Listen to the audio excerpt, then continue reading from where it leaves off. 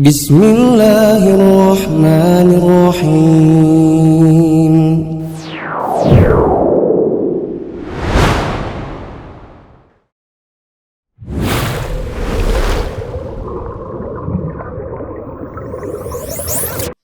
Kalau mushaf khuf kan ada batas waktunya 24 dan 72 jam. Tergantung dia statusnya mukim atau musafir. Ya. Adapun untuk mengusap kepala, mengusap sorban, mengusap jilbab, ini tidak ada batasan waktu. Karena Nabi SAW pernah mengusap sorban, dan tidak pernah ada riwayat Nabi memberikan batasan waktunya.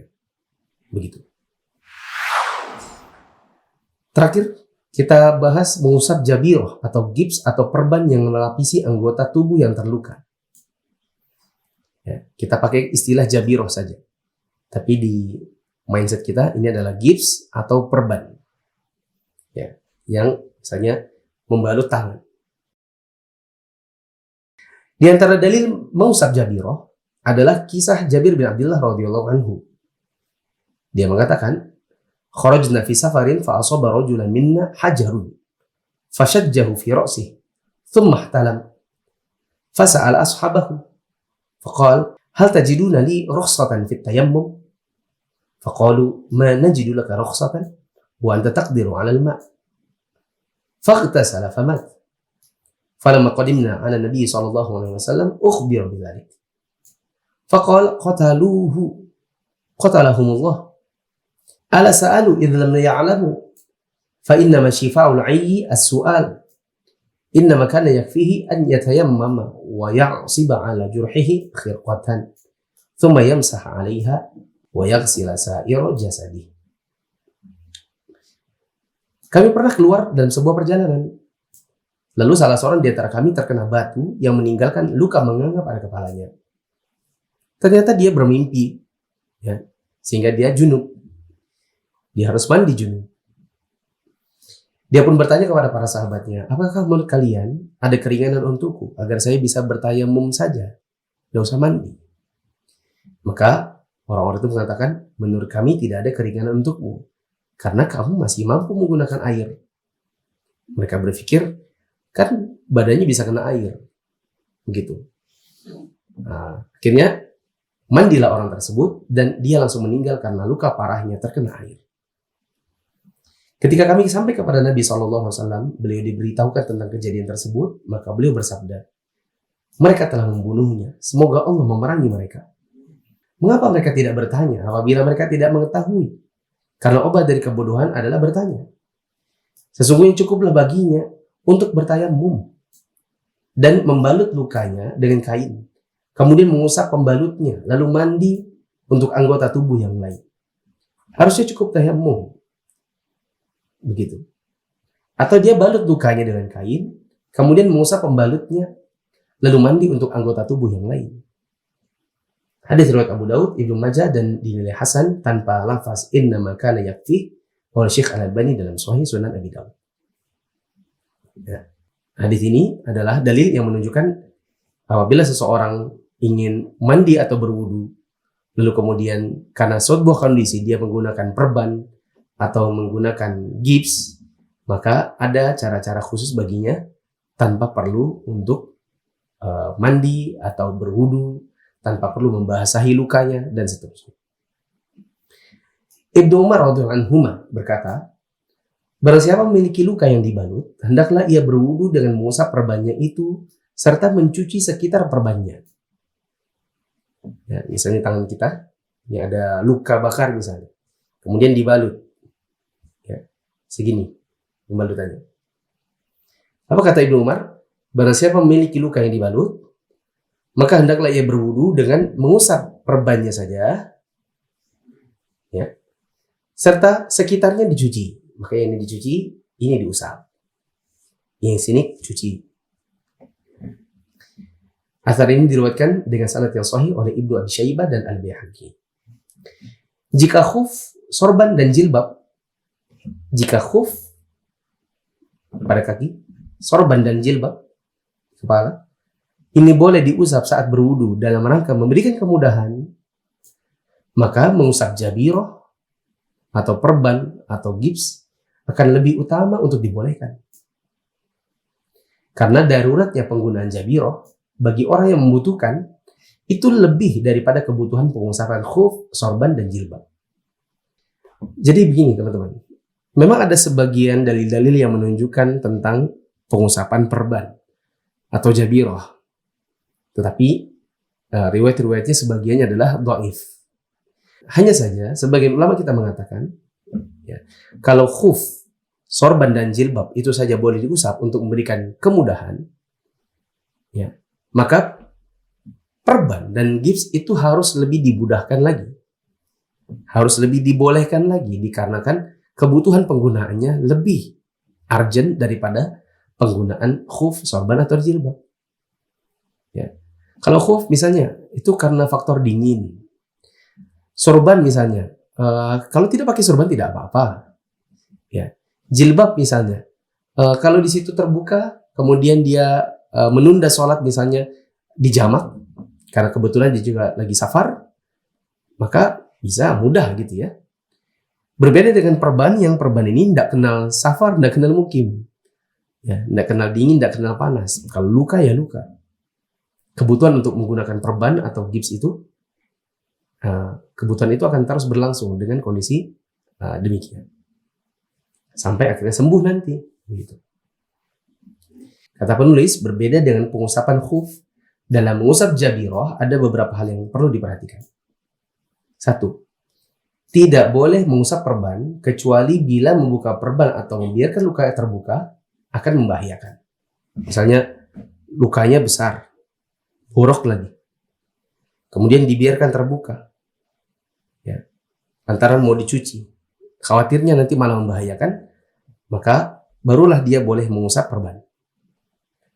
Adapun luka-luka biasa, misalnya tergores sedikit, ya kan, kemudian masih bisa kena air, maka dia tidak boleh untuk diusap perban tersebut, ya, karena mungkin luka dibiarkan terbuka pun tidak apa-apa.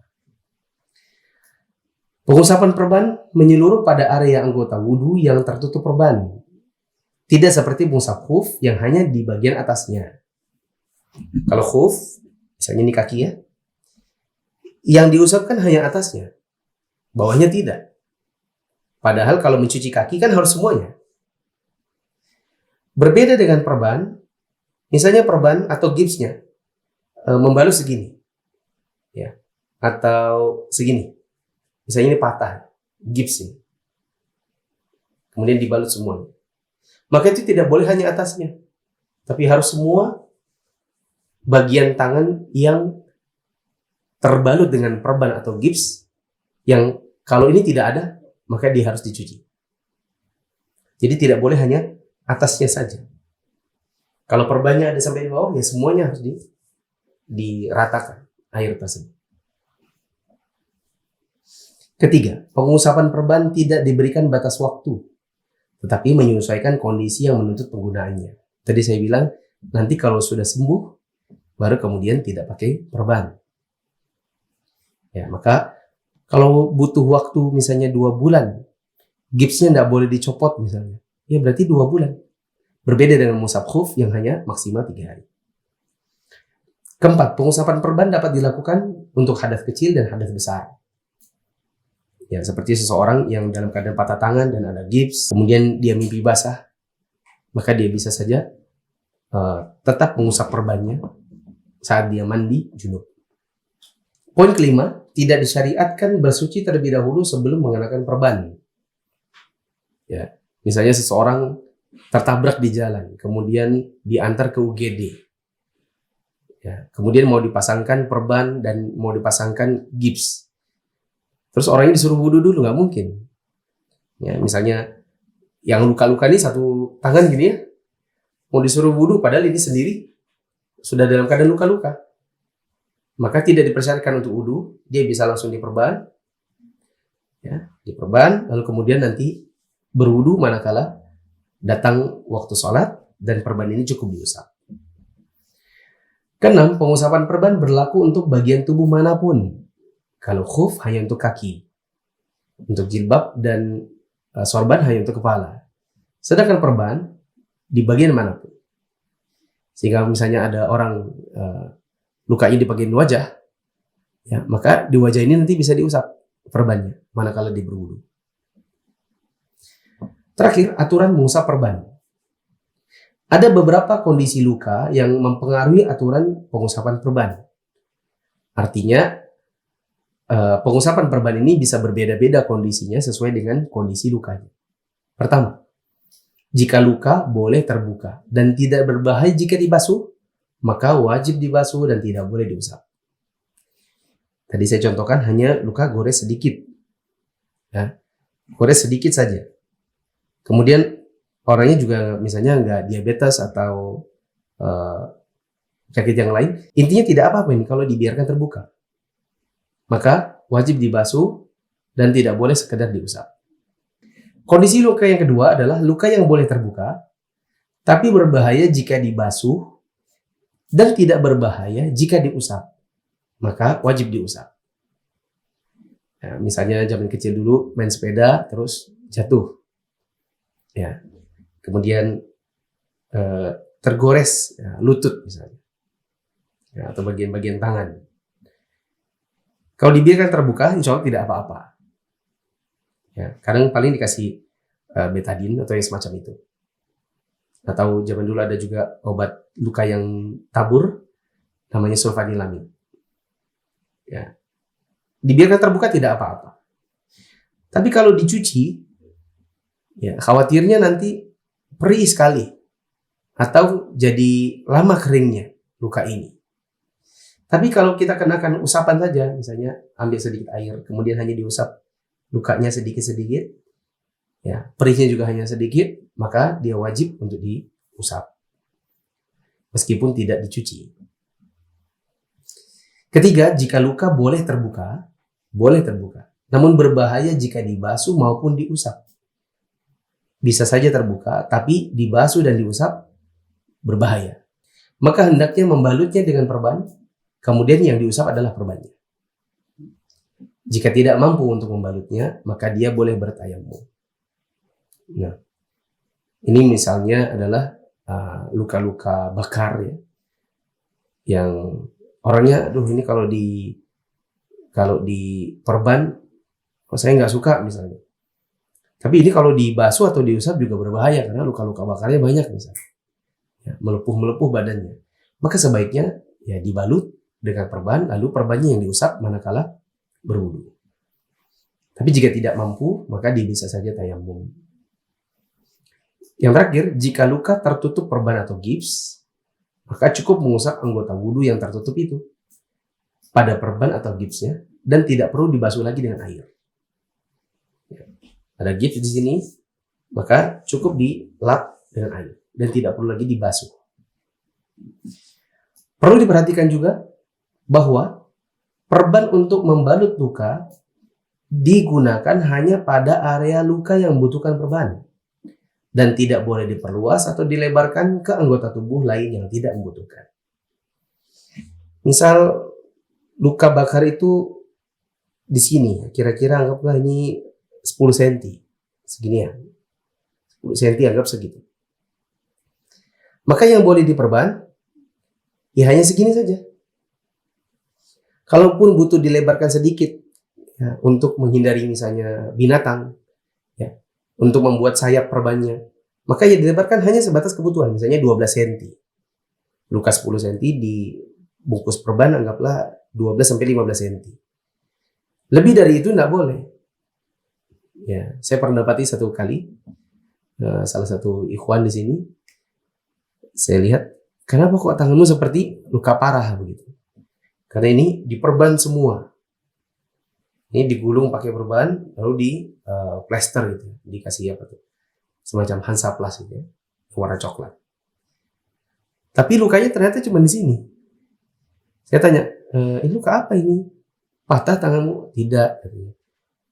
Terus ini luka apa? Dia bilang, ini kemarin jatuh dari motor. Lukanya segini. Tapi yang dia bungkus semuanya. Maka ini kesalahan. Karena pembalutan itu hanya boleh sebatas kebutuhan. Tidak boleh dilebarkan ke anggota tubuh lain yang tidak membutuhkan. Wallahu a'lam bishawab. Demikian teman-teman yang dirahmati Allah, rangkaian-rangkaian hukum-hukum fikih yang berkenaan dengan wudu, sampai akhirnya kita tutup dengan hal-hal yang diusap saat berwudu. Dan dari pelajaran kita saat membahas rangkaian-rangkaian hukum seputar wudu ini, kita dapati ada sebagian hukum yang itu ada ikhtilaf ulama. Maka saya menyarankan untuk kita semua, saya pribadi, dan kepada teman-teman semua, khususnya para calon da'i, hendaknya pada permasalahan fikih ini kita berusaha untuk menelaah berbagai buku yang nanti dari situ kita akan dapati, oh masalah ini ternyata tidak hanya satu pendapat. Oh ternyata masalah ini ada 5, 6 pendapat. Ya, bahkan ada satu masalah 9 pendapat. Yang dengan mengetahui pendapat-pendapat yang bervariasi dari kalangan para ulama, kita akan lebih bijaksana dalam mengambil suatu hukum, kemudian menghukumi sesuatu, begitu juga manakala berdialog dengan sebagian orang, ya, agar kita tidak, kata orang, tidak seperti pakai kacamata kuda, ya, melainkan bisa melihat sisi-sisi ikhtilaf ulama dan lebih bijaksana dalam mengajarkan fikih ini kepada masyarakat. Masalah wudhu hanya sekedar contoh sebenarnya. Ada masalah sholat, puasa, zakat, manasik, dan lain-lain yang nanti kita akan pelajari, ya, kepada guru-guru kita melalui kitab-kitab para ulama, atau kita dengarkan kajian-kajian para ulama, dan di sana akan ada banyak hal yang kita temukan ikhtilaf ulama di dalam sebagian masalahnya. Selamat belajar dan terus kembangkan pemahaman kita tentang fikih ini. Jangan hanya mentok hanya sampai di masalah wudhu. Masalah sholat lebih banyak lagi. Teman-teman bisa mengikuti kajian-kajian seperti yang kami bawakan di kajian ensiklopedia sholat jilid 1, 2, dan 3. Di sana ada banyak sekali permasalahan-permasalahan sholat yang teman-teman bisa pelajari melalui YouTube Mufli Safitra atau di Facebook Mufli Safitra Official. Demikian kurang lebihnya, mohon maaf. Subhanakallahumma wa bihamdika asyhadu an la ilaha illa anta astaghfiruka wa atubu ilaik. Wassalamualaikum warahmatullahi wabarakatuh.